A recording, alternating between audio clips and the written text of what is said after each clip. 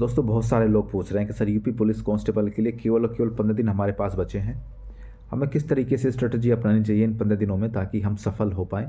और क्योंकि अब तक हमने बहुत मेहनत की है और हम चाहते हैं कि ये मेहनत मंजिल तक पहुँचे हमारी, हमें इसका फल मिले।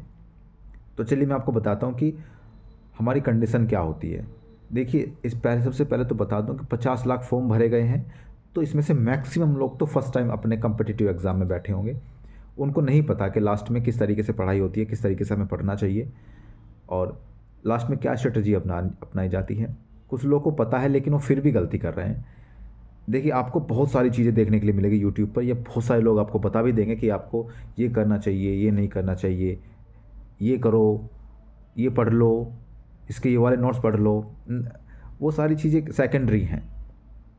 सबसे जो प्राइमरी चीज़ है ना, जो सबसे बेसिक चीज़ है, वो है कि आप जो आपने अभी तक पढ़ा है, आपने उसको संभाला है या नहीं संभाल पाए अभी तक आप उसको।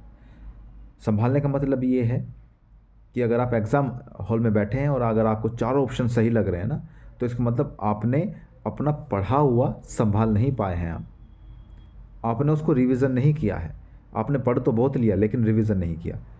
अगर आपने 5 दिन पहले कुछ पढ़ा था और मैं आज आपको उसका एक टेस्ट दे देता हूँ, तो क्या आप उसको 100% क्लियर कर देंगे? नहीं ना, क्योंकि रिवीज़न बहुत ज़रूरी होता है। अब इन 15 दिनों में आपको, जहाँ जो मेरा अनुभव है, मैं अभी काफ़ी दिनों से इस लाइन में हूँ और काफ़ी लोगों को गाइडेंस दी है मैंने और वो सफल भी हो रहे हैं। तो मेरी गाइडेंस आपको यही रहेगी कि आपने जो अभी तक पढ़ा है सबसे पहले तो उसको संभाल लो यार, है ना। आपने पढ़ तो बहुत कुछ लिया है लेकिन आप उसको संभाल नहीं पा रहे, तो फिर उसको कोई बेनिफिट नहीं मिलेगा आपको। आपको ये 3-4 चीज़ें ऐसी हैं जो बेसिक करनी ही करनी है आपको। इसके अलावा आपको बहुत ज्ञान देने वाले मिल जाएंगे। उन चीज़ों पे बाद में ध्यान देना, पहले इन चीज़ों पे ध्यान दे लो। सबसे पहली बात तो ये है कि आपको रिवीजन करना है। अब आपको कोई नई चीज़ नहीं पढ़नी है। आपने जो पढ़नी थी वो पढ़ ली। अब आपको सिर्फ और सिर्फ रिवीजन करना है। रिवीजन करिए, जो भी आपने पढ़ा है उसका रिवीजन करिए। मत सोचिए कि मुझे और बहुत सारी चीज़ें पढ़नी है। मत सोचिए कि मुझे अपने माइंड को नॉलेज से भरना है। नहीं, आपने जितना पढ़ा है अगर वहाँ से क्वेश्चन आ जाए तो आप अटेम्प्ट कर लेंगे। इतना कॉन्फिडेंस आप में होना चाहिए।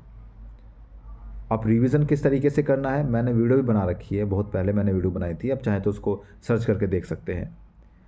दूसरी जो चीज़ है वो है कि आपको लास्ट ईयर क्वेश्चन पेपर्स ज़रूर लगाने हैं यार।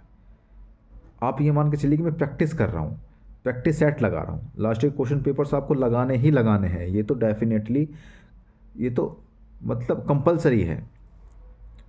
आप यूपी कांस्टेबल की तैयारी कर रहे हैं तो यूपी कांस्टेबल के लास्ट ईयर क्वेश्चन पेपर्स लगाइए।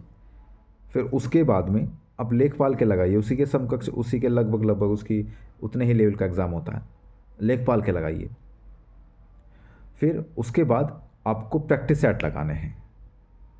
एक दिन में मिनिमम 1 प्रैक्टिस सेट और मैक्सिमम 2 प्रैक्टिस सेट। आप एक दिन में एक तो प्रैक्टिस सेट लगा लीजिए और एक PYQ last year question papers लगा लीजिए। ठीक है, ये दोनों, ये 3 चीज़ आप इन 15 दिनों में कीजिए और आपको केवल यही चीज़ करनी है। आपको ये लगेगा कि नहीं यार मुझे ना और पढ़ना है, मुझे ना और पढ़ना है। आपका मन आपसे बोलेगा, आपका दिमाग आपसे बोलेगा कि मुझे और पढ़ना है, लेकिन वो भ्रमित कर रहा है आपका दिमाग आपको। आपको सिर्फ और सिर्फ ये 3 चीज़ें अपनानी है और फिर इसका बेनिफिट आपको एग्जामिनेशन हॉल में मिलेगा। ये मत सोचिए कि आपको PhD करनी है या बहुत सारी नॉलेज गेन करनी है, वो बाद का विषय है। सबसे पहले तो हमें एग्ज़ाम क्लियर करना है। ये मैं अपने अनुभव से बता रहा हूँ, जो मैं करीब 10-12 साल से इस लाइन में हूँ और बहुत सारे एग्ज़ाम मैंने क्लियर किए हैं इन्हीं स्ट्रेटजी को फॉलो कर करके। और अगर आपको लगता है कि ये स्ट्रेटजी किसी काम की नहीं है तो आप पढ़िए, अपने नोट्स पढ़िए खूब, अपने PDF पढ़िए खूब, अपनी बुक्स पढ़िए खूब। मत करो रिवीजन, मत लगाओ PYQ, मत दो टेस्ट, फिर देखिए आपका क्या हाल होगा आपके एग्ज़ाम में। तो ये कंपलसरी है। सोच कर चलिए कि हमने जितना पढ़ना था पढ़ लिया, अब हमें सिर्फ रिवीजन करना है, इसके अलावा और कुछ नहीं।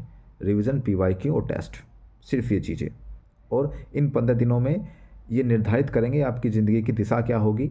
आने वाली पूरी ज़िंदगी आपकी डिपेंड करती है इन 15 दिनों में, क्योंकि ये 15 दिन आपके लिए बहुत इंपॉर्टेंट है। एक एक सेकंड आपके लिए बहुत इंपॉर्टेंट है, बहुत ज़्यादा इंपॉर्टेंट है। और ये जो 15 दिन है ना, आप इनमें जी तोड़ मेहनत करिए और फिर देखिए सिलेक्शन क्यों नहीं होता है आपका। आपने अभी तक बहुत मेहनत की है, मैं जानता हूँ।